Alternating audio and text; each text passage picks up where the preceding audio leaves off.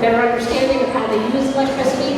They will have the ability to participate and interact, receive real-time pricing signals that they desire, and they'll be able to benefit financially from all this information from shifting the load. Both plans will lead and result into a stronger and more resilient grid, so you'll have more information, less outages, and quicker reply. The key difference, the takeaway from this presentation is customer engagement and how much interaction we as ratepayers will have, especially for residential and small C&I. Eversource plan does not allow us and enable us to set that stage to participate in many of these technologies universally. So just a couple of final slides. Massachusetts What were the biggest challenges? Were there challenges in terms of restaurants actually wanting to participate? Was that a challenge, or did everybody sign right up? I think we approached 12 to 15 restaurants, and 6 of them said yes. We made the pilot project very, very easy. We were picking up 6 days a week all summer, so that food wasn't sitting around and attracting, flies and animals. And it was also free for the restaurants to participate. So we were actually saving them money on their trash bills for the summer. So the ones that wanted to participate really jumped right into it and were so excited. People were like, oh my God, I've been waiting for this to happen. Like, yeah, I'm in. And then others really just weren't even open to the idea of even discussing it. So for the pilot, we kind of went with the low-hanging fruit, the people that already were interested in participating in the program. Did you have trouble with contamination? Way less trouble than we were anticipating, and I think part of that is because our driver, Saikiko, was amazing about telling us exactly when she saw contamination in the wasted food that she was picking up, would immediately be like, oh, we're getting butter crackers in this place, little plastic ramekins from this place. And my colleague Wendy Goldfarb would communicate along with Saikiko with the restaurants and be like, oh, we're finding this in your trash, let's try to keep that out. But the restaurants did a fantastic job, and I think this is partly because they were the people that were really already passionate about the issue and really didn't want to be throwing their food in the trash in the first place. And I think the staff at the restaurants did a really fantastic job. I think 4 out of the 6 were doing back of house prep waste and plate scrapings. And even in the fast-paced environment they're working, they really kept most of the contamination out. So we saw pretty low levels, but there were some things fall into the trash. And what kind of containers did you provide? I know that food waste is heavy. That was probably a big challenge. So depending on the restaurant, they either had 4-gallon buckets, which were pretty manageable even when full, or they had a 32-gallon rolling toter. Luckily, Saikiko, our driver, is freakishly strong, so that really helped things. But also, we partnered with the Martha's Vineyard Shellfish Group, which was, we really couldn't have done the pilot without them. And they have a Toyota Tundra that has a lift on the back. So when they were too heavy to pick up by hand, we could lift them up into the truck. And what was the feedback like from the farm? So they actually said with our volume, we've brought 12.4 tons of wasted food to Morning Glory in the almost 4 months that the pilot's been running. So that's about 25,000 pounds. And even at that amount, they said that it didn't change their operations much. It wasn't really enough to cause too many problems, although for a little while we found that seagulls are particularly excited about French fries from the lookout and were coming to Morning Glory from all over the island. And I think that was, so that was one thing that they were like, we gotta do something about the seagulls, like this is a problem. So we put a pitchfork in the truck, and when the drivers would bring the food to Morning Glory, they would just cover it right up because they're getting lots and lots of leaves and grass clippings and all sorts of yard waste from the landscapers. So we cover it right away. Seagulls are not interested in plain leaves, and that solved that problem. But overall, they welcomed the extra nitrogen because they use all that compost on their fields. So it worked out really, really well. Great, thank you. I want to open it up to questions. You have one in the back?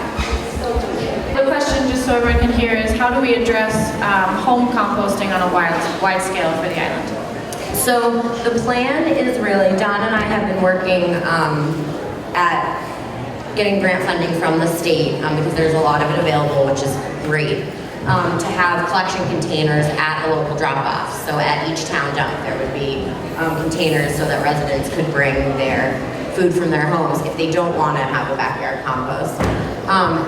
Would be a fantastic program, but right now the problem is that Morning Glory is pretty, they can't take a lot more material than they already are, and so we're just lacking a place on the island to bring that. So once we have the infrastructure in place, then there's endless potential on what we can do to make it easier for people, businesses, organizations to compost. And I think people get intimidated about composting. First of all, they don't want to create an animal problem in their backyard, and they don't know exactly how to do it. Wendy and I taught a kind of composting basics workshop at the Farm Institute this year. That was great, and I think more educational opportunities for people to really learn how to do it and do it well, so they have a good experience composting in their backyards. Would probably be helpful. We're also, as Love and Be, we're trying to look into organizing a film of composting techniques so that then we can blast it on MVTV and YouTube and stuff like that. So we're trying to bring it to people easier so they can see how easy it is. There's a lot of good resources to Highfields Composting in Vermont, especially has a lot of really great how-to videos. And we have our Composting on the Coast booth in there. We have an email list where you can sign up and we can send any resources you want. We have a lot. We didn't want to print a lot of things for today, but if there's specific information anyone wants, go see Wendy, myself, or my friend Julie over there. I believe the question was, some containers for juice are plastic coated. What happens to that? Or milk containers. So the simplest part, I suppose, would be you could send it to CMAS, we'll make electricity, but a more creative answer is if you go to TerraCycle, T-E-R-R-A, Cycle, they will buy them. They do school programs where they'll send you a container, the school kids will fill the container, and they turn it into jewelry, handbags. It's really an exciting group. So if you look at TerraCycle, yep. TerraCycle also has a cigarette butt. They also have a cigarette butt recycle program. TerraCycle is a wonderful place. You can box it up and ship it out. They'll send you a box if you want to do a local program at your work or school or whatnot, but otherwise you can do it as a home thing. Totally. So the question is, why do Oak Bluffs and Vineyard Haven not incinerate their trash? Why do they landfill? They've they're contracted with the landfill to bring it there. There was their decision 3-4 years ago. At the time of that contract was signed, it was more than $2 a ton. So that was probably the more persuasive at that Financial time. decision, right. In the blue sweatshirt? So if I can understand the cycle, we strip off our waste. You buy it from us? No. Okay. You don't buy it. We give it to you? No. You pay them to take it. You pay it. We pay you to take it. You then burn it and make energy. Yes. What do you do with that energy? I sell it. You sell it back. So I'm paid to, you think I dress better with all that money coming in my pocket. So I am paid to take the trash. I sell the electricity. I sell the metals that somebody snuck into the trash. But my expenses are enormous because I have to keep it clean, I have to keep it well run, I have to keep it safe. So there's a much bigger expense to run a 9-story tall pellet stove than there is to dig a hole, line it with 4 layers of plastic and cover it for the birds. So we're talking about a composting facility on Nantucket. Yeah, so Nantucket has a composting facility that they can, yeah, so what they're doing is they've reopened up their covered landfill, and they are mining the landfill and composting all the organic materials that were originally thrown in the landfill. So, yeah, so it's pretty amazing because all that organic material that was breaking down in the landfill and emitting methane gas is now not going to be doing that. So it's a really, really great thing. It would be really hard to replicate that on the island because we have 6 capped landfills, and the composting unit there is very large, and it's definitely not mobile. And they also are in they're in a space with no neighbors, and I haven't been there, but from what I heard, it is not a pretty smell around that operation going on right now. So it would be very hard to duplicate exactly what they're doing there, but we have been looking at other communities that have all sorts of different, ranging from windrow, very low-tech windrow, composting operations up to in-vessel rotary drums and in-vessel shipping containers and anaerobic digesters, to looking at how different communities are composting that could be applicable here. So the conversation is still happening, I guess, and we're hoping to finish out the year of the feasibility study with recommendations for the towns and for the island on, what would work best here, taking into consideration all of our unique circumstances, limited space, our seasonal fluctuation, a desire not to be feeding predators that are going to be, eating our endangered species, things like that. So yeah, to answer your question, we're still working on it, and we can't really replicate what they've done on Nantucket, but are definitely looking at what they're doing to help inform what would work here. Do you have a follow-up question, sir? So the question is, would there be space at the refuse facility?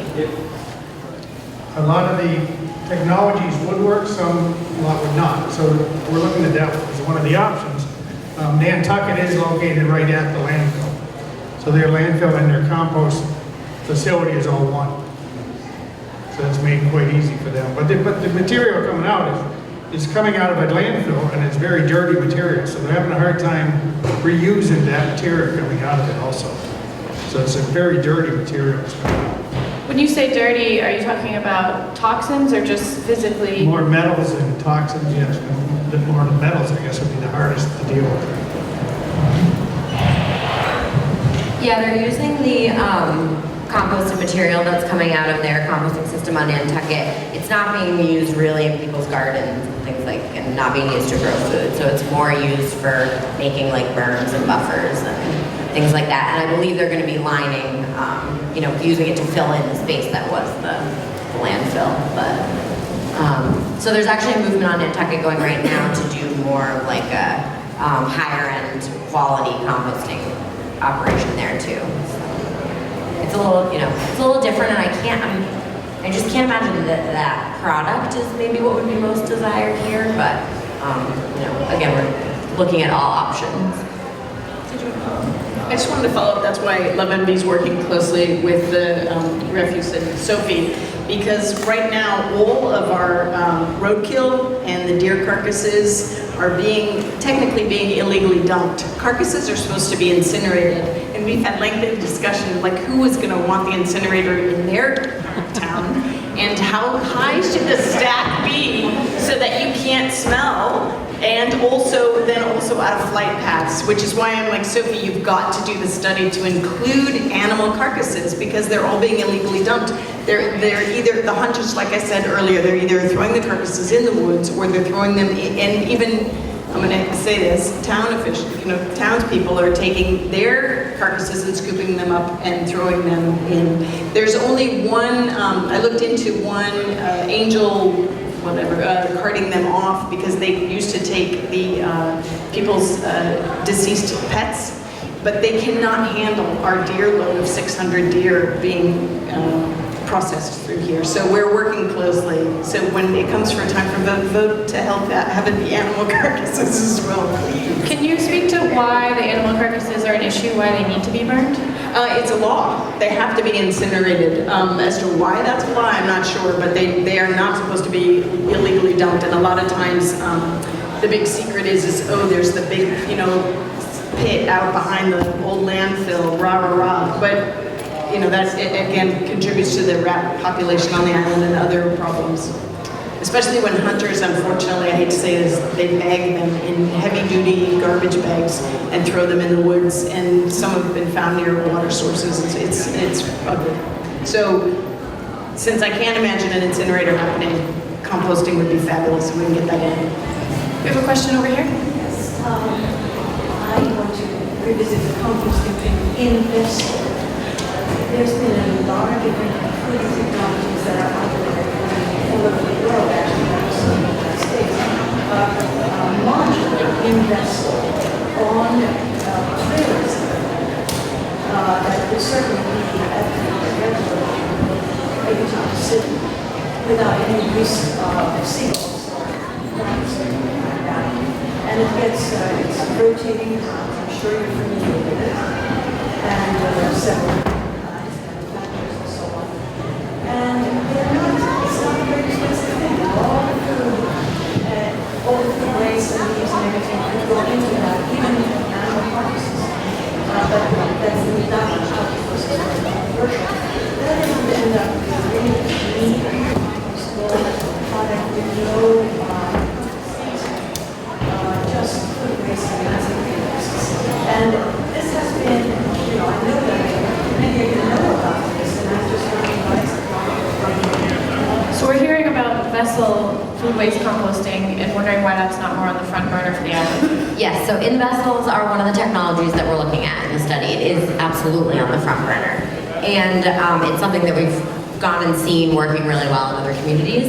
And as far as having one, refuse district, Don and I have talked about this, an in-vessel system would absolutely fit there. What would not fit there are the materials that have to be stockpiled so that they're added to the in-vessels in the right recipe. And also, when the materials come out, they then need to be cured for up to a year. And so it's still, you know, takes some logistics figuring out where are all those materials going to go, where there's space for them to cure for the year until they're ready to be spread on, until the compost is ready to be spread on fields. And, you know, how are those inputs going to be stored until they're ready to go into the machine. But in-vessels are, and, you know, the rotary drums, the shipping containers, the different kind of in-vessel technologies are absolutely part of the study, and one thing that we're looking at and think would work really, really well. Would they do that if they had access to it? So you're asking about residential composting bins that you could get from the Oak Bluffs Transfer Station or the district Like that, if they were somehow subsidized or... yeah. So the question is, yeah, what happens when GMOs are put into compost? Are there consequences?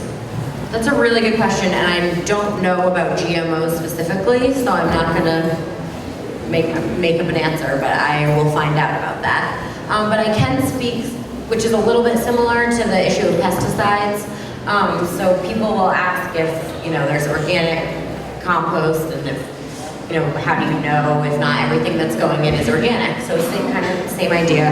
How do you know that the pesticides aren't there? So most things will be killed during the composting process because you're mandated by the state if you have a composting operation, even if it's on a farm, you know, in a simple windrow technology, it has to reach 131 degrees for 14 days.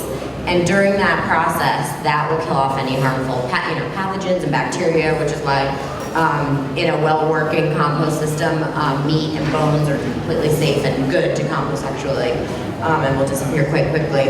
But so in an industrial composting facility that's getting, you know, hot enough and to the required temperatures, those kinds of things are usually killed, and they've found this through testing finished compost and, you know, finding that low levels of pesticides or no levels. And there are a couple horse racing antibiotics that are not killed in the process. So I know different companies in Vermont have had to sever ties with stables that they were getting manure from and things like that. But so testing finished compost is a really good way to at least figure out if it's safe to be used in organic gardens and organic farms. And like I said, I'm not sure about genetically modified organisms, but maybe that I'll look into it, and maybe there's a way that you can test. Extract this, right? So, or no extract, sorry. So it'll be burned, it'll be incinerated. So what's gone into that? Plastic and cardboard, both. Or if you say, okay, I'm not going to get that glass container juice or a glass milk or something like that, then it's cleaner because now there's no plastic being created on the planet for that. But what we're hearing is until there becomes more of a market for glass recycled products, then as easily becomes trash essentially right now. I think your question though, what I'm hearing is you're wondering about health. And it sounds to me from the various answers I'm hearing that health-wise, those products are the same as plastic. They have the same health consequences as plastic. It's plastic on the inside. We have one more thought over here. Can anyone speak to biodegradable plastics on the panel? I can a little bit. Again, this was something that came up in the bag bylaw because at first thought, I was like, great, let's make sure every plastic has to be biodegradable and, you know, and that's our solution. And what we found was exactly like you're saying. One, all of them have very specific conditions by which they biodegrade. They either need to be in the sun, or they need oxygen, and if they get to a certain level in the ocean, they won't biodegrade, or if they're in the sun, they won't biodegrade. It's very, very specific. And just like you're saying, when there is a very, very small, I think it's about between like 2 and 5% in the case of plastic bags that actually make it into some form of recycling, and they are used for composite decking is what they can get remade for. There's not a huge call for them, but that is the few that make it, that's what happens.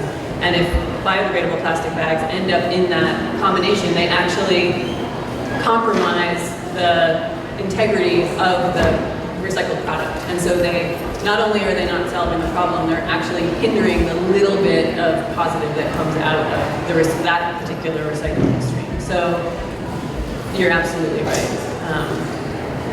I can take one more question. We're almost out of time here. We're going to wrap up at 2 o'clock. There will be the composting talk out in the composting tent. Does anybody have one last comment or question they'd like to add? Thank you all so much for joining us today. Give our panel a round of applause.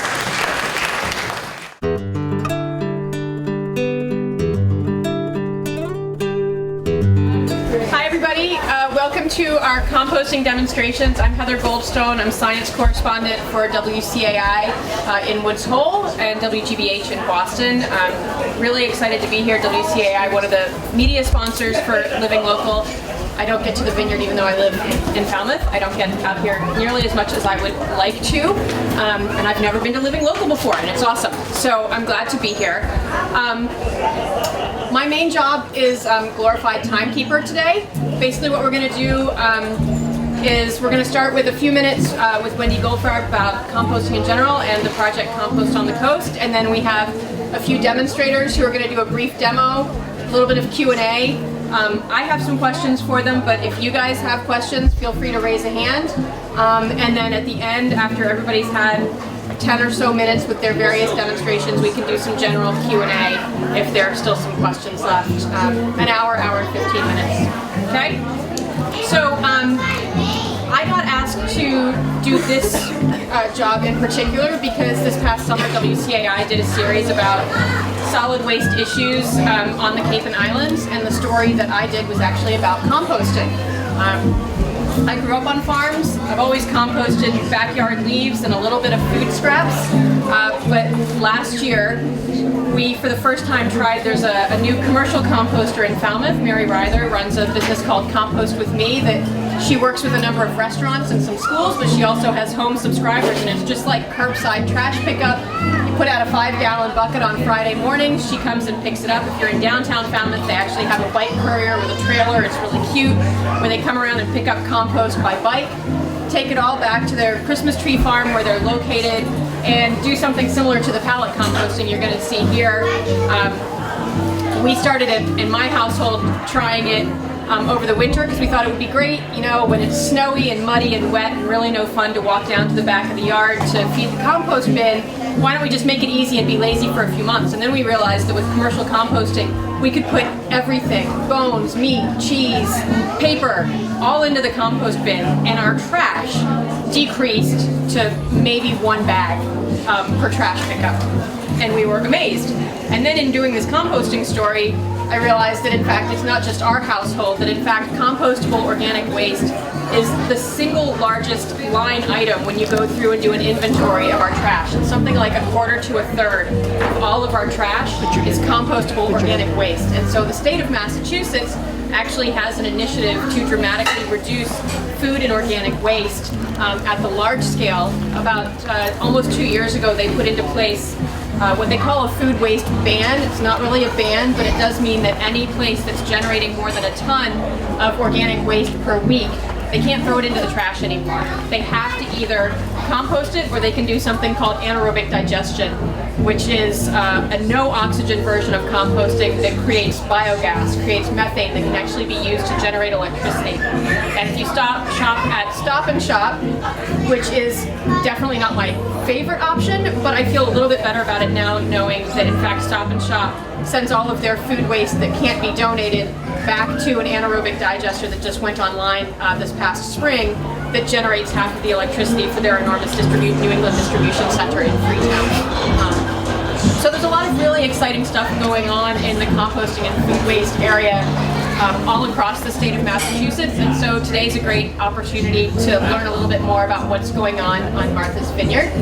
So with no more ado or talking from me, this is Wendy Goldfarb from Compost on the Coast. Wendy, let's start with a little bit of basics. Composting, kind of what is it and when is it appropriate? So I think that composting is probably always appropriate. If you have any food scraps from your kitchen, like corn cobs you're not using, watermelon rinds, any vegetables, that's all compostable material. Mix it with a little bit of yard waste. A lot of islanders are gardeners, so it's completely feasible for you to compost. You need two materials, nitrogen and carbon. Your nitrogen is your food and your carbon are your dry leaves, hay. You can even use dryer lint. And you're mixing that together, turn it like every week or so to add a little oxygen, and that's where you're gonna break it down into compost. It's nature's natural process, and anyone can really do it. So tell us about Compost on the Coast. What's the project? What's the goal? Okay, so I'm part of a year-long feasibility study with my colleague Sophie Abrams, and we're trying to see what we can do with all of the organic waste on the island, because right now we really don't have a solution. All of our food, which is about 40% of our trash, is compostable material, gets collected, goes to the refuse district, and then gets shipped off island. So it's a total waste of fuel. It's bad for the environment because it all sits in a landfill and then it releases methane gas. It's costly, and when you're actually collecting food waste, you see how much you are wasting on food that's going in the like you kind of think like, wow, I put all that in the garbage, like wow, well, maybe I don't even need to spend that much on my food when I'm shopping. It really just makes you conscious. So we are researching what we could do with the food, but also we wanted to like put something into action. So we ended up partnering with 6 restaurants on the island and convinced them that they should separate all of their pre-consumer and some of the restaurants in their post-consumer food waste, and then putting it into the trash and getting it picked up by Bruno's or ABC. We collected it for free and brought it to Morning Glory Farm to compost. And in 4 months, we collected 12.4 tons. That's about 24,990 pounds of food from 6 restaurants. We did the Lookout Tavern, Isola, the Park Corner Bistro, the Square Rigger, Atria, and the Port Hunter. So they're still participating with us. It's supposed to be a 4-month project that we get a little bit of funding for, and now we're going to go through until December. Unfortunately, after December, we don't have anywhere to bring their food waste to, so that's kind of what we're trying to figure out, because there really is no place to bring your organic waste on the island to compost unless you're doing it in your backyard. But the good news is it's really easy to do it in your backyard and at home if you wanted to. We have these really great demonstrations today that'll kind of help you to kickstart how, like, if you're not sure like where to begin to compost. Working at the level of restaurants, what's the biggest challenge? I mean, you kind of mentioned a few there. Is it having a place to compost? Is it making it work economically? Is it getting people interested? So there's a lot of, those are all challenges. I think one of the things that has made the program work so well is the interest. We have a really awesome driver, Sakiko. She picks up 3 days a week. We have an intern from the Shellfish Group that also picks up 3 days a week, because we partner with the Shellfish Group because they pick up shells for recycling, so they let us use the truck. So it's a lot of a willingness. The staff, the restaurants we work with, they were the most interested. A lot of restaurants were totally not interested in being part of our project. Even though it was a free pickup service, it reduces their trash bill because it's most of their weight of their trash, and their trash is it's bracketed by like how much volume and tonnage there is, and that's the heaviest part. And we're like, well, if the Park Corner Bistro told us that their trash, they reduced so much into doing a bag of a week, and they are considering canceling their trash pickup because we're taking all their food that would be in their trash, right? But a lot of the restaurants, but they didn't want to speak to me when I went, and I was like, you guys are you interested in this project? You know, it's free. We're gonna come and do it. It's so easy. You just have to train. We're gonna come in and train your staff. We'll give you signage.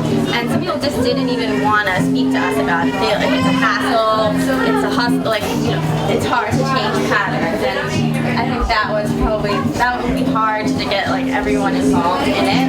And then our driver is so great because she's contacting me every day. This is the kind of contamination I see, and then I contact the restaurants and I'm like, I found straws, like you really can't put plastic straws in it. So it's like if you don't have anyone that's enthusiastic about it, maybe that also kind of brings it down. Yeah. Do you think the state food waste ban, I mean, that theoretically should be impacting some of these restaurants, but there's no real, as I understand it, mechanism. It's not like the state is contacting people and saying, hey, you're a major producer, you need to do something alternative. Yeah, there's been no cut, because there's no solution for them, so it's hard to crack down on someone when they don't have an outlet. Like, unless we all were like, okay, we found food in your trash and we're not going to pick it up, because essentially we shouldn't be finding food in the trash, but how can you, like, hand to someone that doesn't, like, what are they going to do with it? They don't, like, there's nothing, yeah. And that's kind of what we're trying to figure out. What we can do. So what makes you optimistic, looking forward about trying to get this going and scaling up? What are some of the successes you've had and the progress you've had that might make you optimistic about it?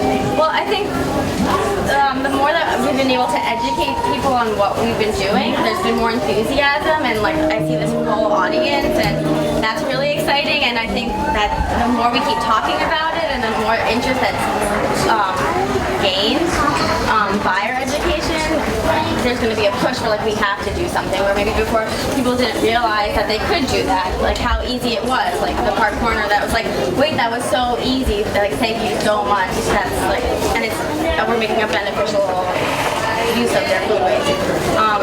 And then we collected all the food waste at the agricultural fair this year and designed these lovely blue bins. I hope you guys are putting your food today in these bins that are there. We collected 1.5 tons at the ag fair in the 5 days. We collected the 4 days of the fair and then all the stuff from the hall.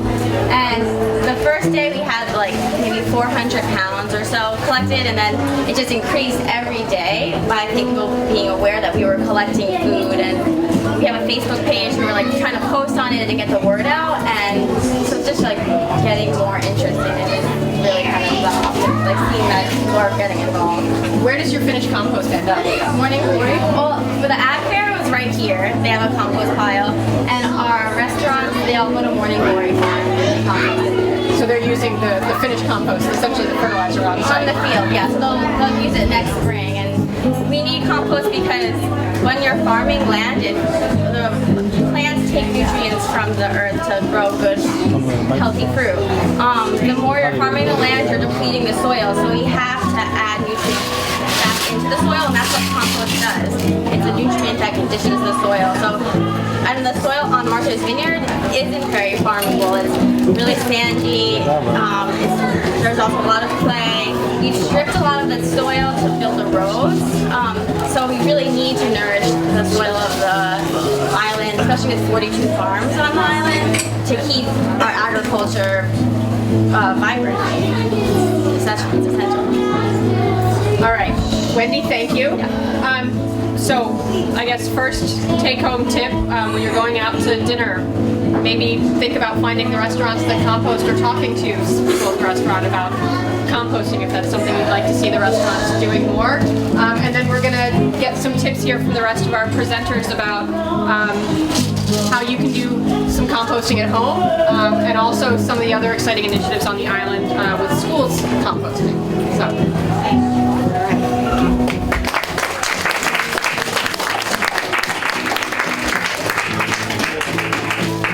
So next up, we're going to get a demonstration of this here, something called pallet composting, a way of building your own compost bins. And we have Rebecca Sanders from the Farm Institute, and where did Roxanne go? And Roxanne back here, who are both doing different versions of this and are going to explain what they're doing. I'm with the Farm Institute, and we're a 180-acre teaching farm in Katama, and we have currently 4 different types of composting that we do on our farm. So for the large-scale composting, the material that comes out of the cow barns and most of the livestock waste, we have very large tractor-built compost piles at the back of the farm, and there we mix old hay, manure, whatever we have in bulk quantities to build those piles with a tractor. We also, in our teaching garden, we have a vermicompost bin, so we do worm composting. And then we're also experimenting with the pallet bins and with this little tumbler. And so I'll start talking a little bit about the tumbler, and then when I get to the pallet bins, Roxanne is going to join me from Middletown, and she's going to talk about working with these.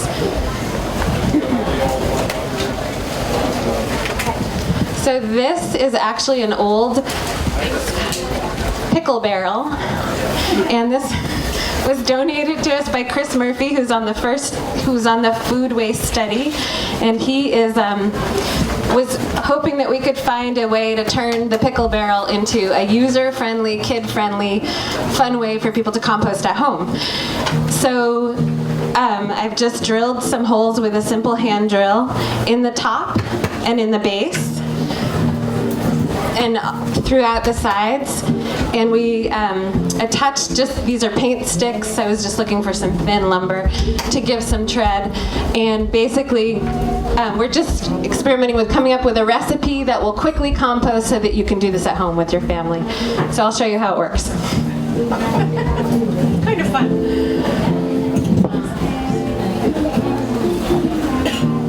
I started with just a bucket of kitchen waste. I mixed it with shavings,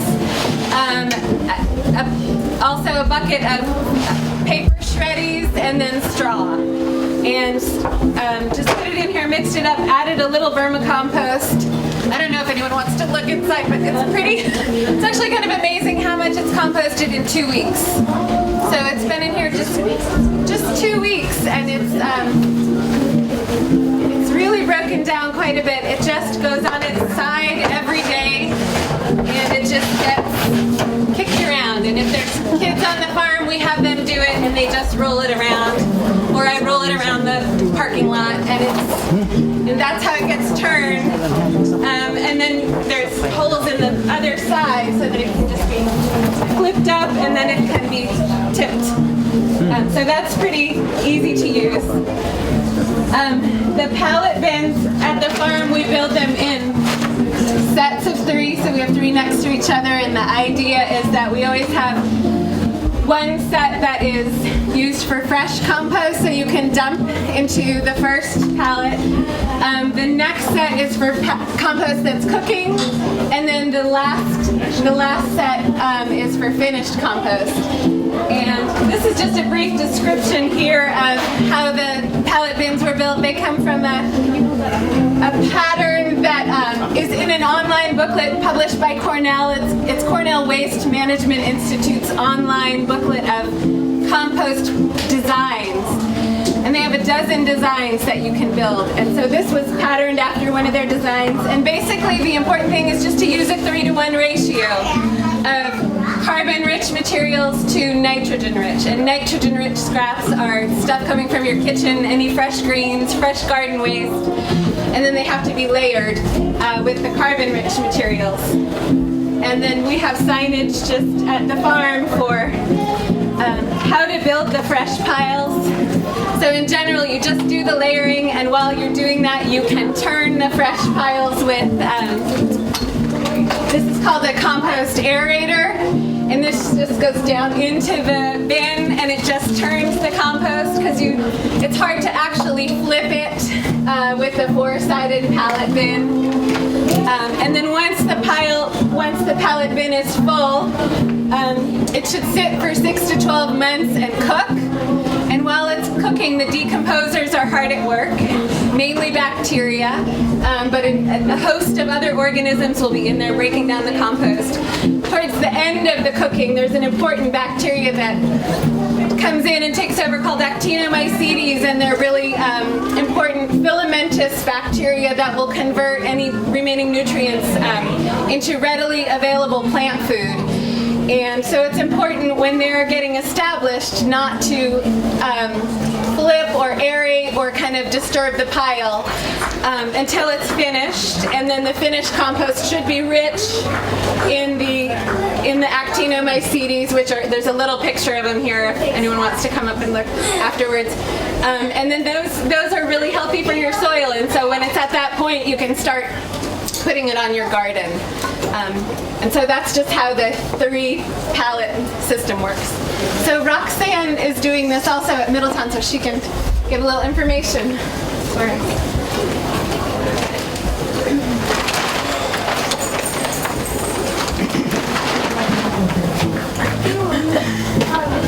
We have some stuff we can look at because it's actually all about collecting things that are in our environment and using them to create compost. So I wanted to talk a little bit about what goes into the lasagna, as we often call it, because it is a method of layering things. And what's so great about the compost system is the pallet system is that you can get pallets for free from almost any nursery, and probably you can collect all of these materials, perhaps your yard, maybe your neighbor's yard, maybe the beach, maybe you know someone who has farm animals, so it's great. It's really sustainable. At Middletown Nursery, we sell thousands of bags of compost. This is not sustainable. However, if you don't have great compost or soil, I always recommend that people supplement their soil to help their plants.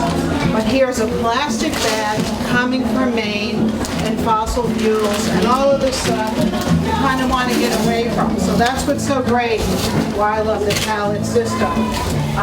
So the brown stuff, or the carbon stuff, I have here a whole basket of leaves, and I'm going to demonstrate it here, but just imagine that it was actually happening within this pallet system. And we always start with the brown stuff on the bottom, and ideally your carbon materials should be in touch with the ground for several reasons. In the ground there are microbes that can already start to interact with your materials.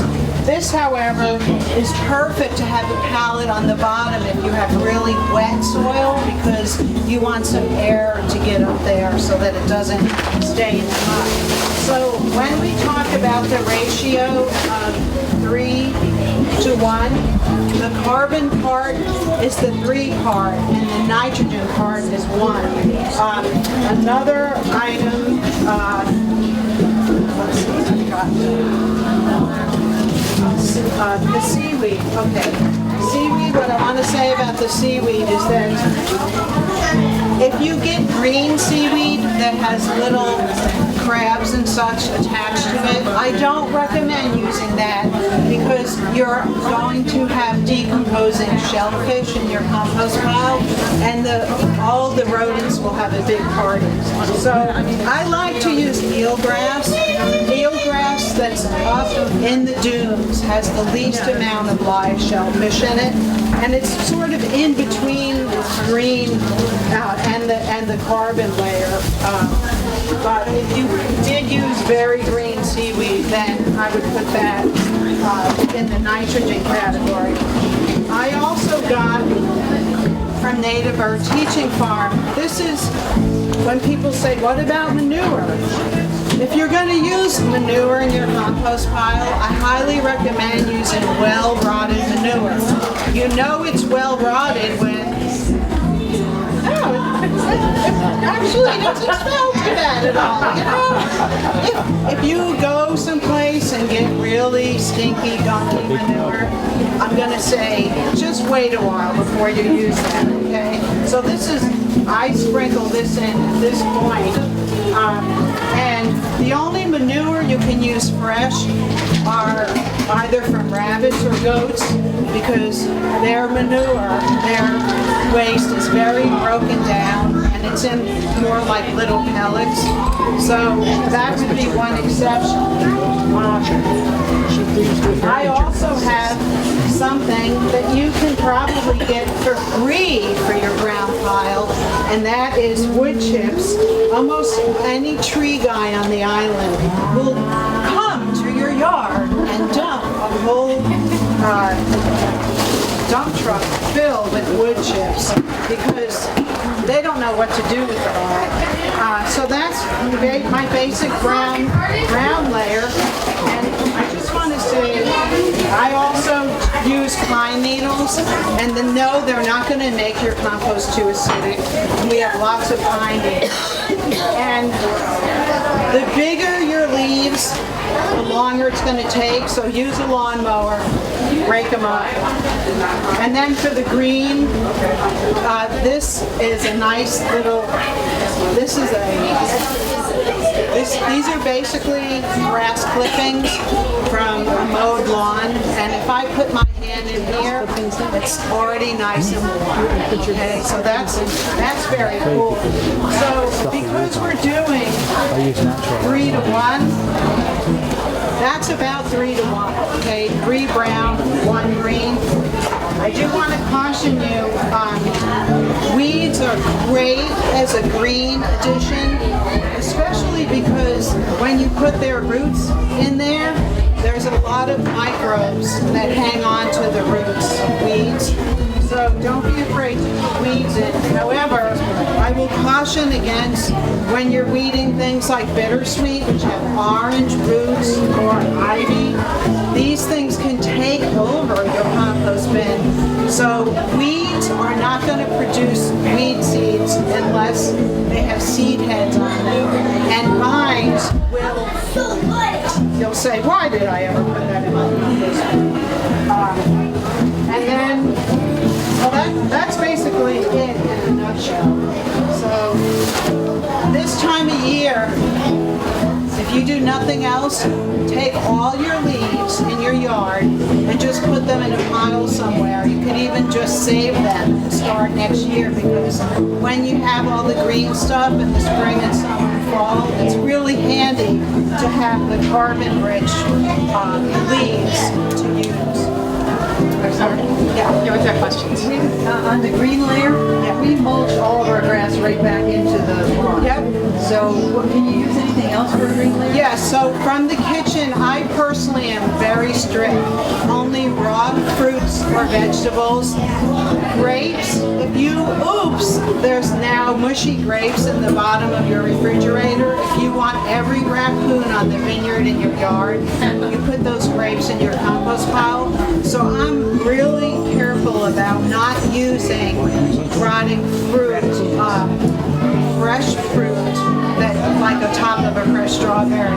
But weeds are the other green thing that you can use, or any landscape company will gladly give you garbage pails full of grass clippings, because a lot of people don't want them on their lawn. Okay, so if you're not putting your rotting food and your cooked food, the leftovers that you forgot about for a week, what are you doing with that stuff? So it's raw kitchen scraps. So all of my other food that what I put in the category of stinky food, what do I personally do with it? I put it in my freezer. And then when it's trash time, which for me is 1 trash barrel every 2 or 3 months, I put it in my trash barrel. That's just me. I live where there are lots of water rats, and I've never had a problem with critters in my compost, and I believe it's because I don't put any cooked food or anything other than raw fruits and vegetables from my kitchen I do eggshells, I do coffee grinds, and tea bags. Rats became a nuisance in our house this year. We had chickens. Yeah. And the rats love the chicken food. Yes. So we had that. And we stopped throwing everything in the Florida composter. And the rats are diminishing.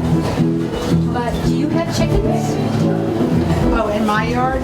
No, but when I had chickens, I had rats. Yeah, so I'm looking for the great cure.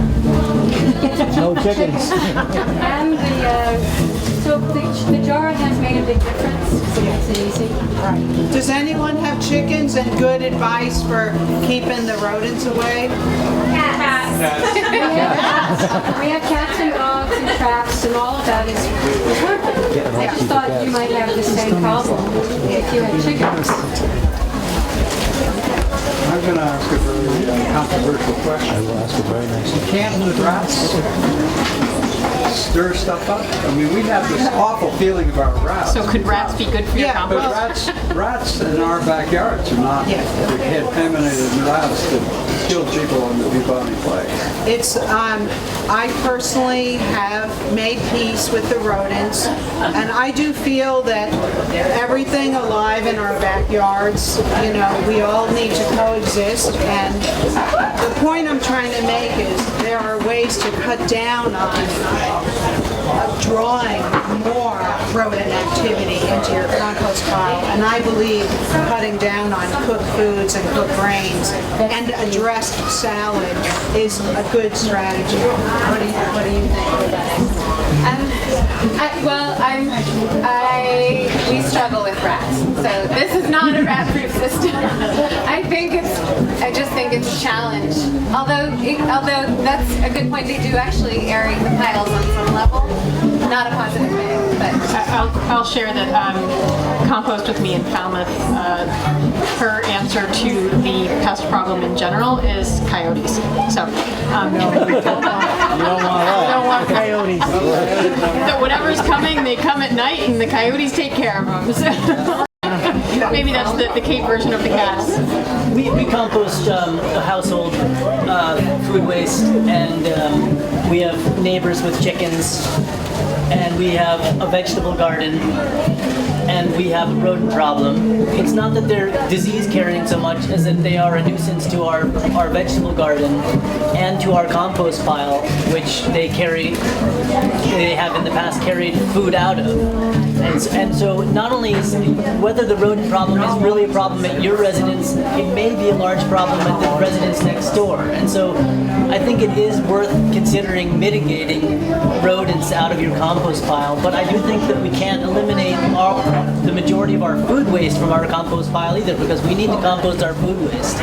So I'm interested in rat-proof composting. All right. Well, I think I love the discussion that's going on here. In the interest of keeping us on time, and we can have more of this at the end, I think we'll clean up this demonstration or move it to the side maybe. And next up, first of all, thank you to.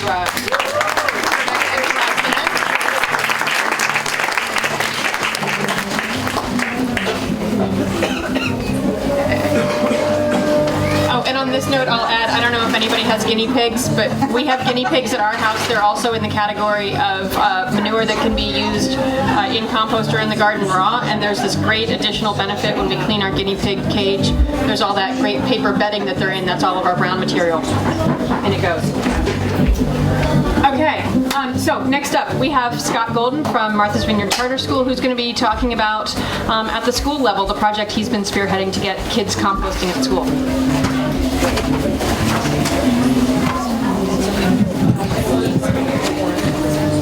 Hello everyone, nice to see you all. Thank you all for coming out.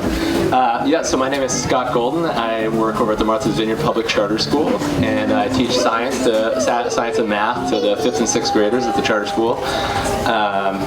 And about 3 years ago, as as a community, we decided that we needed to find a way to deal with our food waste. So with a group of students, we all got together and started hashing out ideas. Now in the past, they had a program to deal with the food waste, and just due to logistics, it was difficult. And the reason why logistically it's difficult at our schools, we don't have a cafeteria. So the food is made in our kitchen, and the kids go up to the window and they grab the food on their trays and they take it back to their classrooms. So every classroom has food waste in it at the end of lunch, and that food waste usually goes into the trash can. And so for many reasons, whether it's the weight of the trash, we're paying for that weight to be shipped off island, or just even the difficulties for our cleaning staff to deal with really heavy and milk-laden trash bags. It was something that had to be dealt with. So we came together as a small group of students, mostly high school students to start, and we came up with the idea of providing a bucket to every classroom.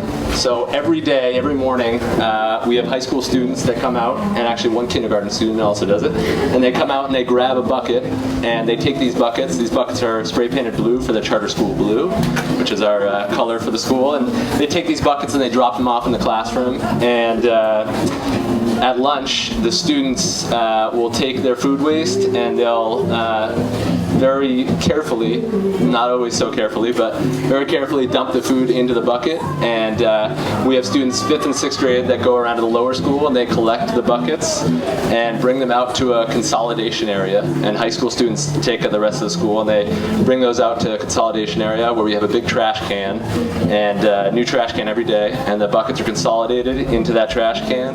And then at the end of the day, we have a group of students, high school students, this job, and they clean the buckets with a biodegradable soap, and they actually weigh the buckets. So I apologize, these pictures aren't colored. Our color printer was down, but this is just the process in the day that takes place. So a student bringing the buckets around, the consolidation that takes place is happening right here. And then at the end of the day, we have students washing the buckets out. And then finally, at the end of the day, they are weighing that trash can. And so every day when that weighing takes place, the students have a form that they fill out, and show you here. So every day the scale is used and they take weights, and for the full week they take those weights. And at the end of the week we get an average and we get a weight for the week. So this is our last year, our first full year of doing the food waste program, K through 12, and we collected 3,753 pounds that was pulled out of our trash stream and sent off to a local farmer for his use. And so it's an exciting process. The kids K through 12 are really involved. I mean, logistically, we come into issues, quite often someone forgets to do a job. The jobs are split up by students and grades, and when they forget, the system kind of breaks down, and I usually am sent running around the school trying to figure out who can do what or what I can fit into my day. But it's been a really wonderful process. And so in a day where a kindergarten, they forget to drop a bucket off to the kindergarten, a kindergartner might come up and say, "Scott, we didn't get our bucket today." And so these kids are really driven to actually be involved in the process. They're excited about the process, and they're excited to see that, we've got the weight of two, as we said at the end of the year, the weight of 2 great white sharks, or average weight of 2 great white sharks collected with our food waste reduction. And it's just a process that we're developing, and the kids are really into it, so it's exciting. Thank you so much.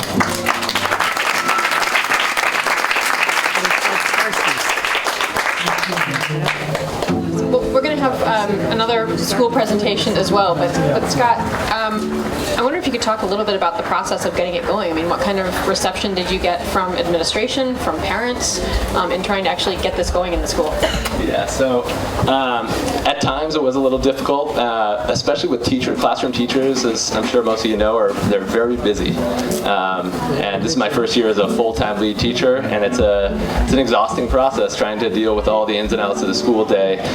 So teachers at first were a little wary of the idea of having to, especially with the younger grades, having to coax kids to would get their lunch food waste into a bucket that small, and then having to deal with the mess that sometimes took place. But the kids really, I mean, it's all about same, more of the same. So if you're doing it every day and you're streamlining the process and just going through at the beginning of the year how to correctly and slowly navigate a tray into a bin, it was something they worked on, and the kids figured it out, and everyone's on board now. I have a student, high school student, Keith, forgetting his last name, Chatnover, thank you. Keith Chatnover, who is really involved in the process. He's kind of the president of the food waste program, and he has been someone that students and teachers alike can approach and ask, you know, if there's an issue, he can deal with it. So I don't always have to be on the plate. Yeah. Well, along those lines, I mean, do you think this is something that after he's gone, perhaps after you've moved on to another school, do you think this is something the school has embraced to a degree that it will continue without one person spearheading it? I mean, somebody will have to be in charge of it, but... Yeah, no, absolutely. I think that the school's on board now at this point. It's just something that's so ingrained. And, you know, when you start the idea of, and Sam Green, one of my coworkers over there who I work with, always talks about starting young. So when we start young with these kids, they are on board. And once they're on board, then it's something they've got 12 years ahead of them of schooling, or, you know, 8 years of schooling ahead of them. And once they've started young, then they're going to take it with them all the way through their senior year of high school and hopefully on into college. And you know, one last thing, last year as a 7th grade math teacher, I had the opportunity to take all this data that we collected, because it's an enormous amount of data, and we were able to take this data and really use it for application in the classroom, in a math classroom or science classroom, and use it to, you know, what we did was we spent time navigating means, medians, and modes of the data and figuring out, you know, on a pizza day, how much waste are we getting? Probably not that much, but on like a soup day, it tends to be a heavier day. So it was something that we were able to share with the school, and the kids could take a look at, oh, you know, there are some connections to math and science that we can make with all this data. That's excellent. I think it's the best reason I've heard so far for not having a school cafeteria. I can imagine it's a little bit more difficult. I know some schools on the Cape that have tried this, and, you know, it's when you've got maybe 2 or 3 faculty members and a whole cafeteria full of kids, and they're going, we just can't possibly, but, you know, classroom by classroom, maybe it works better.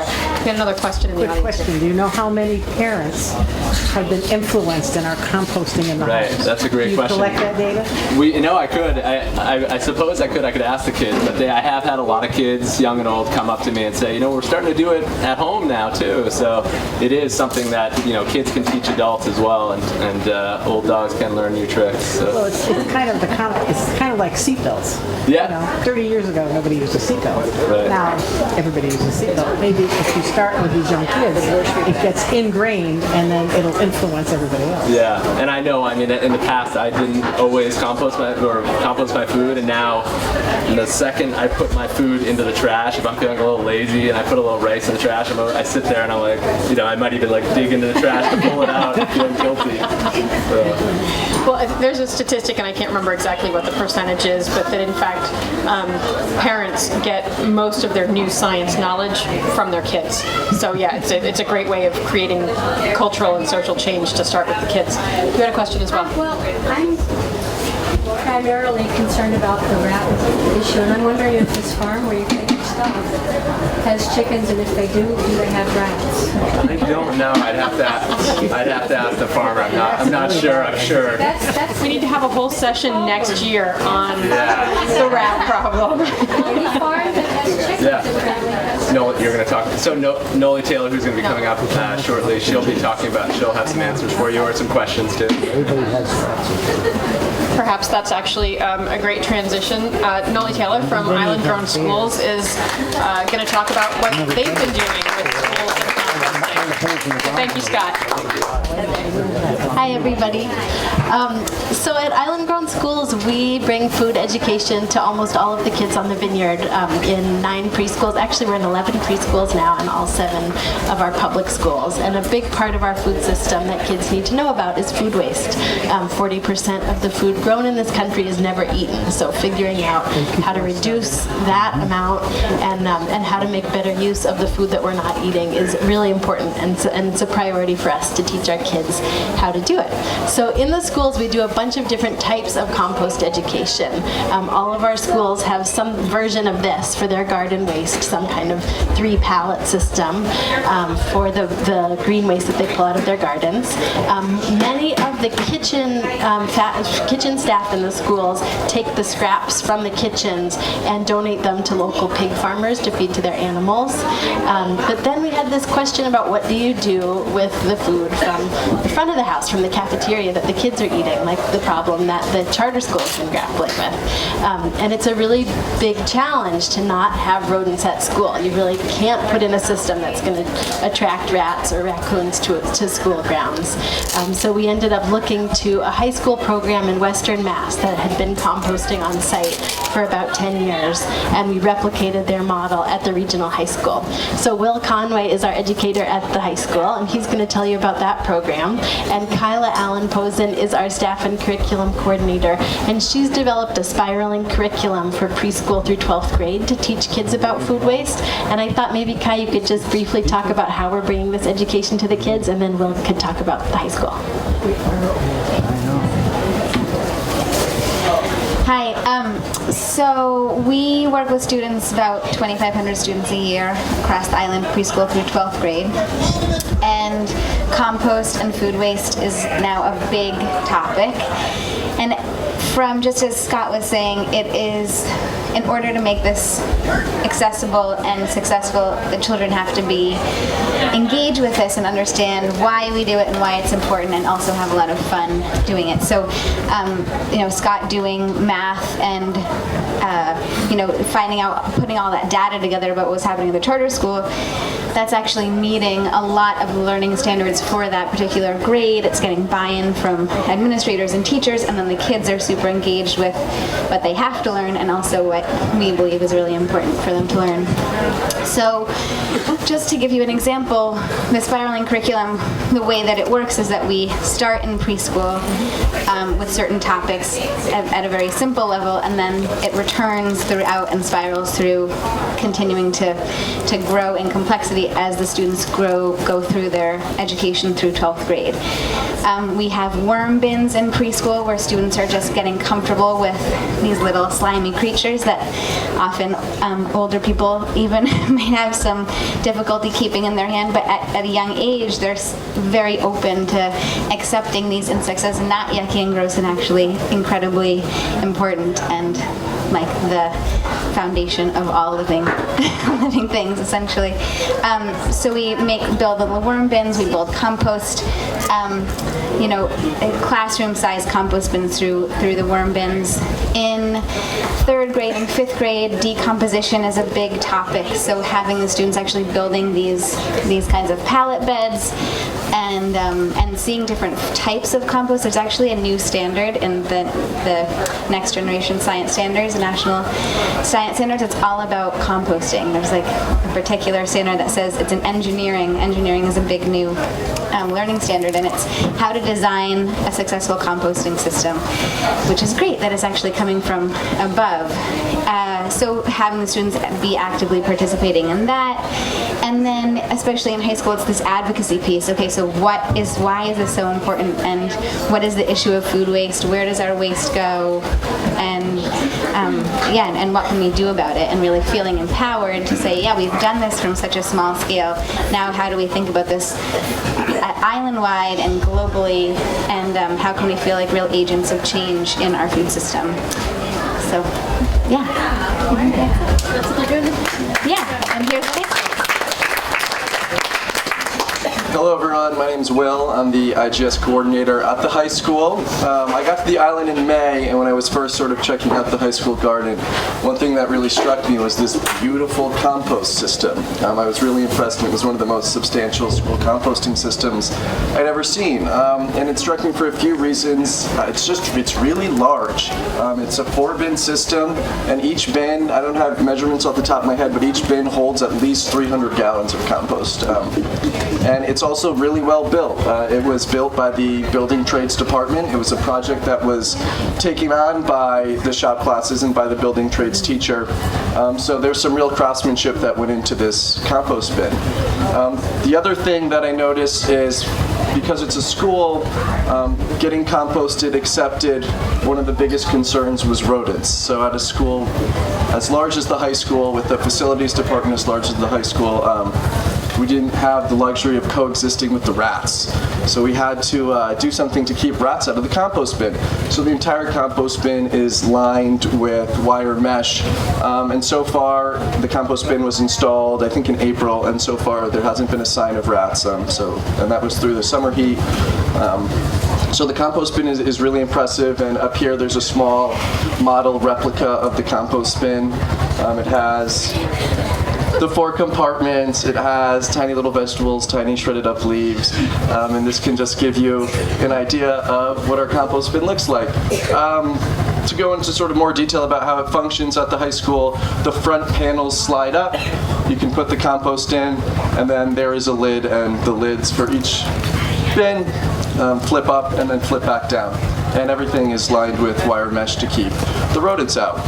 So the compost that we put into our compost bin comes from the school cafeteria. And in the school cafeteria, there's 2 5-gallon buckets, and they're right there next to the recycling bin and next to the trash bin. And every day, students are taking their food waste and they're inserting it into these buckets. And it's not only just their fruit and vegetable scraps, but it's their trays as well. So the trays are biodegradable. They're made of this really thin cardboard, and they break down really quickly. I've seen them breaking down in the compost bin. And so they're shredding those, and they're putting them into their bucket. And then at the end of the day, I'll come along and I'll get the compost and I'll dump it into one of our compost bins. The compost is then utilized by the school garden and by the garden club. It's going back into the garden. And then the garden's producing vegetables for the cafeteria when the quantity is there, but it's also being used by the culinary program. So the culinary students are taking their vegetable scraps that they're preparing vegetables with.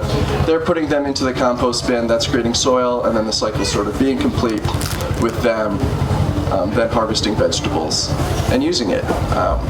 So the compost bin is just this great place for different departments to come together, and it's this sort of community building piece at the school, I think. Building Trades has pride in it because they constructed it. The culinary department has stock in it.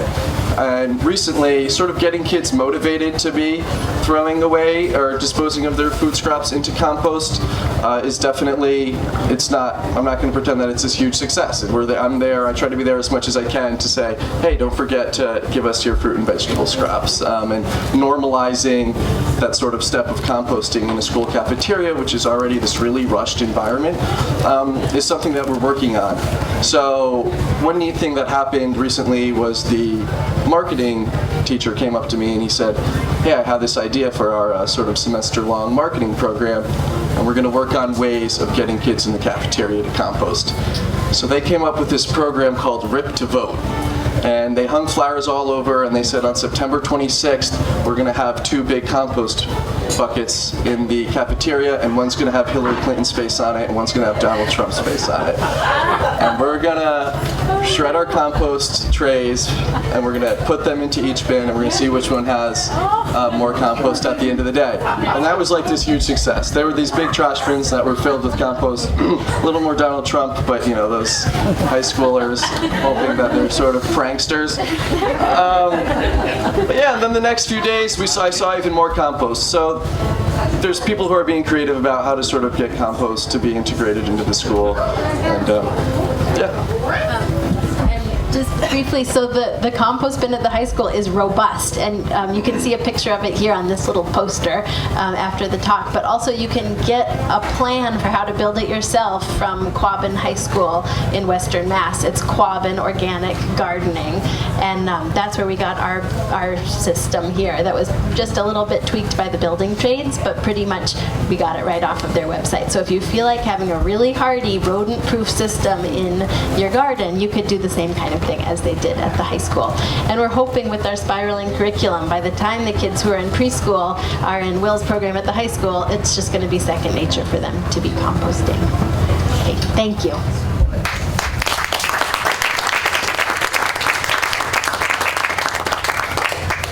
So with a program that's primarily food scrap based, where are you guys getting the brown carbon material for your compost bins? So the shredded trays are a carbon source, and they play a really big role because that's sort of, the kids don't have to pick through to get to the tray. So we get way more trays than we do fresh vegetable scraps. The other thing that's happened is last spring we got this huge donation of dried leaves from, I believe, Tea Lane Nursery, and those dried leaves have carried us over till now, and we still have an abundance of dried leaves. So again, when we need more dried leaves, I think we'll just solicit another donation. Like Roxanne was saying with the wood chips, landscapers are often willing to drop off leaves too. Quabbin Organic Gardening and Composting. Quabbin Organic Gardening and Composting. Yeah, it's all there. Okay. I think part of the food waste problem is the source of reduction is not really happening, and I'm curious if you really incorporate that in the education curriculum at all, because I think not create food waste is the really first step. I'd love to get you guys to weigh in on this, and maybe Scott, you can kind of come back up and also weigh in on your program. How much does food waste reduction, not just where do we put what we have, but how do we reduce the amount we have to get rid of?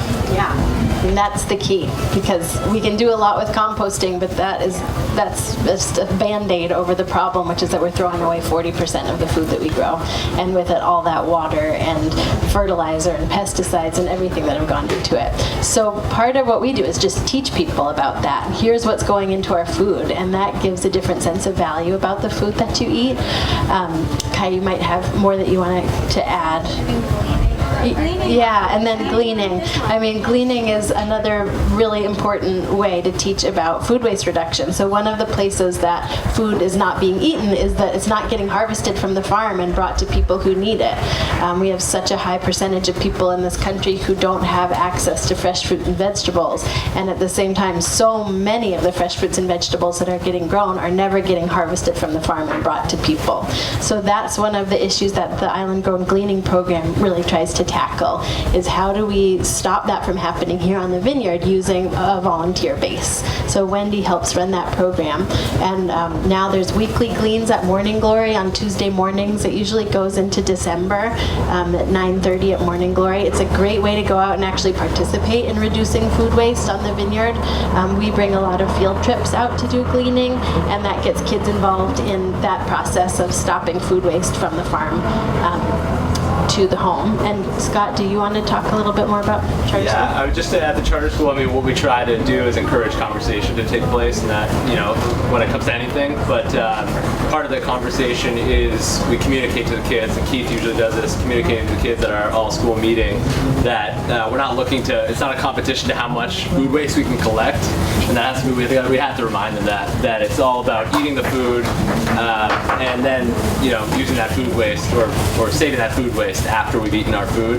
But I think, you know, I can't say for certain, but part of it is that from a kitchen, a school kitchen, they are responsible for giving out a certain amount of food to each student, regardless of what that student asked for, and that's just based on legislation and you know, the school districts and what the legislation comes down to those kitchens. So they have to give a certain amount of food, no matter, you know, how hungry these kids are. So, you know, in my classroom, my 5th and 6th grade classroom, when a student hasn't eaten their food and they haven't touched it, or they don't want to eat the, you know, the corn pudding or the salad from Thimble, these beautiful salad greens from Thimble Farm, we share in our classroom. So the kids are encouraged to, you know, share with other students that are still hungry, especially with things like salad greens where you can't get too much of them. So just about continuing the conversation and encouraging kids to eat as much food as they can during the day, and if not, then using that food, you know, saving that food waste for a better use than heading into the trash stream. I think one of the best ways to learn to not waste food is to grow food yourself and see how much goes into producing the food. So we're growing food with the kids at all of the schools, and that really helps. They value it a lot more when they've been the ones who planted it and tended it and harvested it. They're not going to throw that out, and I think that's a good preventative measure with not throwing food away. All right. Do we have any other questions from the audience? I wanted to ask about the mesh that you use on the inside of the bins. Do you use chicken wire or do you use some? Use hardware cloth. Hardware cloth. Hardware cloth. So it's like a 1 square inch grid. So that, I mean, I'm curious, so that'll keep rats out of the compost. You think just by keeping them out of the compost that they learn I can't get into this and go elsewhere? I mean, they're not still in the area trying to get in. So the location of the compost pile ended up being really convenient and advantageous to us because it's in the interior courtyard of the school. So that definitely plays a huge role in keeping the rodents out as well.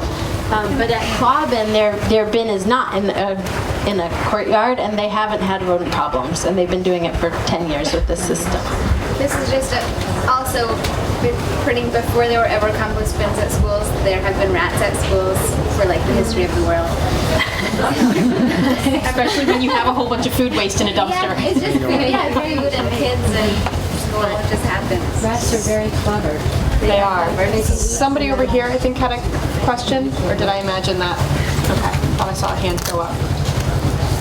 So, I guess I'd like to invite all of our panelists to come back up for 1 minute and just kind of wrap up maybe your final thoughts and kind of what the take home, if you had one thing that you could tell everybody, which you can tell everybody here in terms of advice or encouragement regarding composting on the island, what would that be?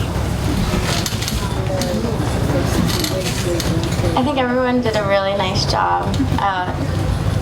I think that I want to thank everyone for coming and demonstrating what you do, and that you can do it at home. And I think that everyone that's spoken here today showed you that it is possible, and they give you a lot of really good fundamentals. So take it home. I'm really hopeful because I grew up in the age of TV dinners.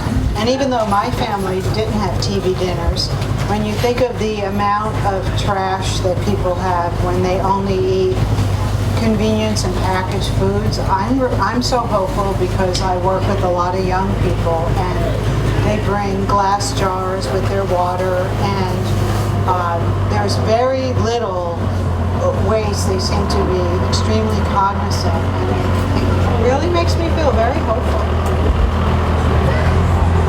And I would encourage all of us to pay attention to the Compost on the Coast program that Wendy and Sophie have been involved in.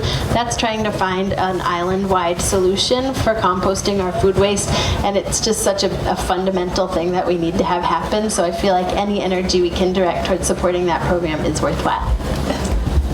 I would just say if you have kids, compost at home, because once composting becomes routine and is just something that happens second nature, it's just something that you don't think about. And normalizing composting in our kids, I think, is going to be a huge step that needs to be taken. Yeah, and I'm gonna have to have you guys step over. we'll do like leapfrog. We're on a leash.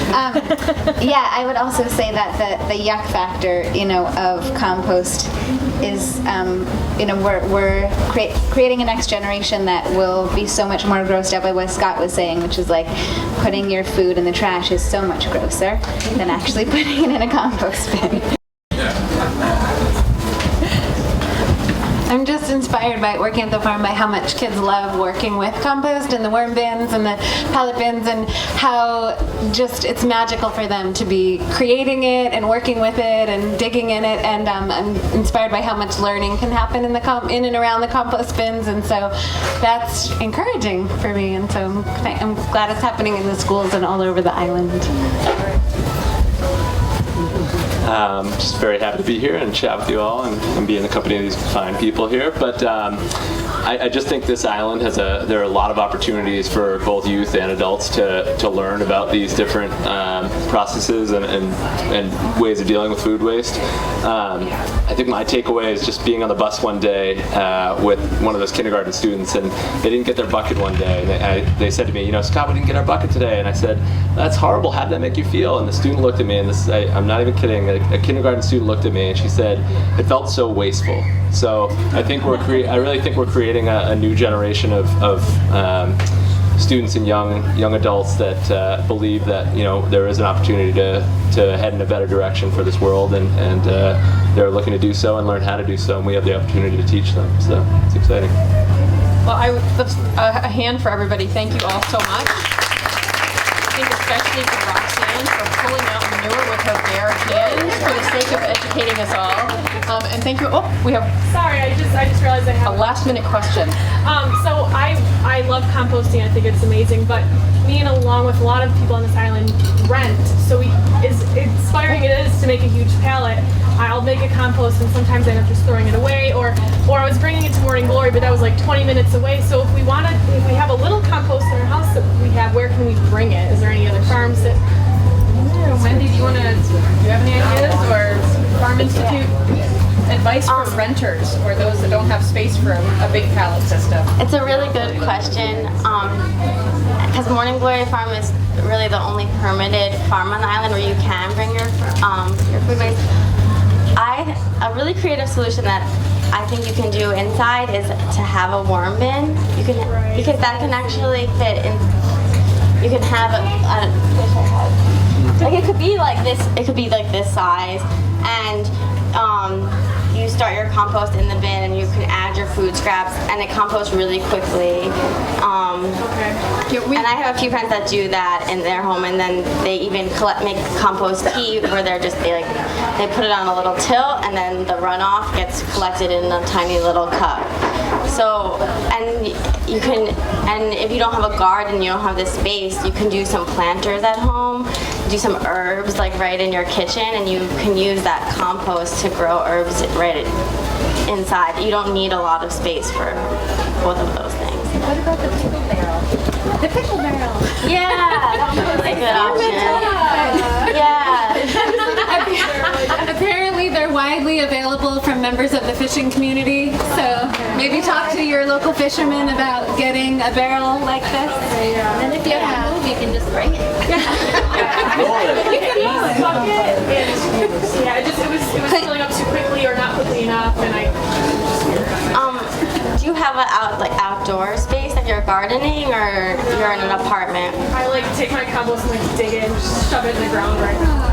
Okay, well, if you're into digging, there's the Bukashi method of composting, if you're familiar with it at all.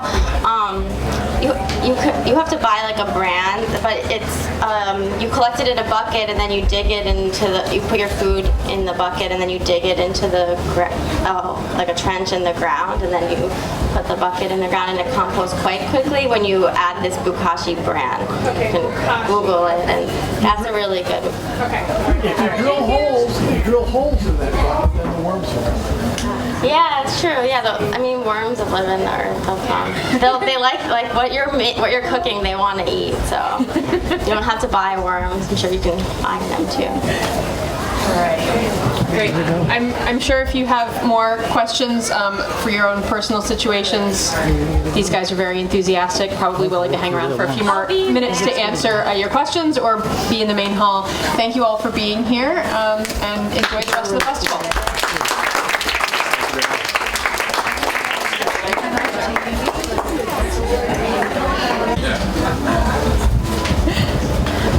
I'm just inspired by working at the farm by how much kids love working with compost and the worm bins and the pallet bins, and how just it's magical for them to be creating it and working with it and digging in it, and I'm inspired by how much learning can happen in and around the compost bins, and so that's encouraging for me, and so I'm glad it's happening in the schools and all over the island.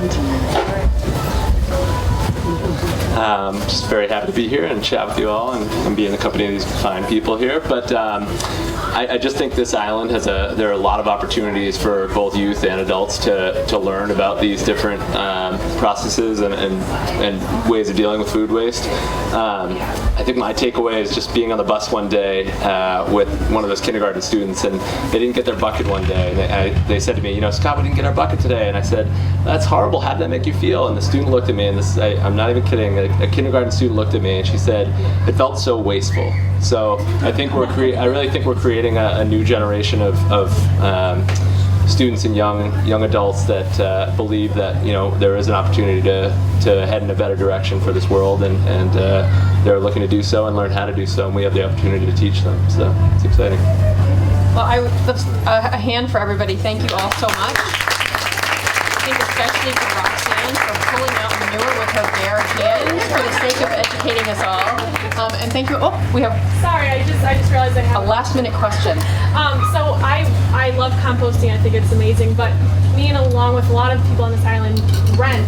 So as inspiring it is to make a huge pallet, I'll make a compost and sometimes I end up just throwing it away. Or I was bringing it to Morning Glory, but that was like 20 minutes away. So if we have a little compost in our house that we have, where can we bring it? Is there any other farms that?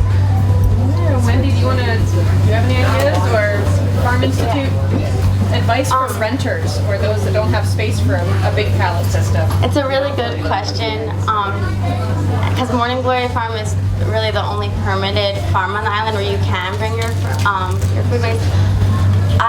A really creative solution that I think you can do inside is to have a worm bin. Because that can actually fit in. You can have it could be like this. It could be like this size, and you start your compost in the bin, and you can add your food scraps, and it composts really quickly. And I have a few friends that do that in their home, and then they even make compost tea, where they put it on a little tilt, and then the runoff gets collected in a tiny little cup. So, and if you don't have a garden, you don't have the space, you can do some planters at home, do some herbs like right in your kitchen, and you can use that compost to grow herbs right inside. You don't need a lot of space for both of those things. What about the pickle barrel? The pickle barrel. Yeah, that's a really good option. Yeah. Apparently they're widely available from members of the fishing community, so maybe talk to your local fishermen about getting a barrel like this. And then if you have to move, you can just bring it. It was filling up too quickly or not quickly enough, and do you have an outdoor space that you're gardening, or you're in an apartment? I take my compost and dig it and just shove it in the ground right now. Okay, well, if you're into digging, there's the Bukashi method of composting. If you're familiar with it at all, you have to buy a brand, but it's you collect it in a bucket, and then you dig it you put your food in the bucket, and then you dig it into the like a trench in the ground, and then you put the bucket in the ground, and it composts quite quickly when you add this Bukashi brand. Okay. You can Google it, and that's a really good. Okay. If you drill holes in that rock, then the worms are. Yeah, it's true. Yeah, worms live in the earth. They like what you're cooking. They want to eat, so you don't have to buy worms. I'm sure you can find them too. All right. Great. I'm sure if you have more questions for your own personal situations, these guys are very enthusiastic, probably willing to hang around for a few more minutes to answer your questions or be in the main hall. Thank you all for being here, and enjoy the rest of the festival.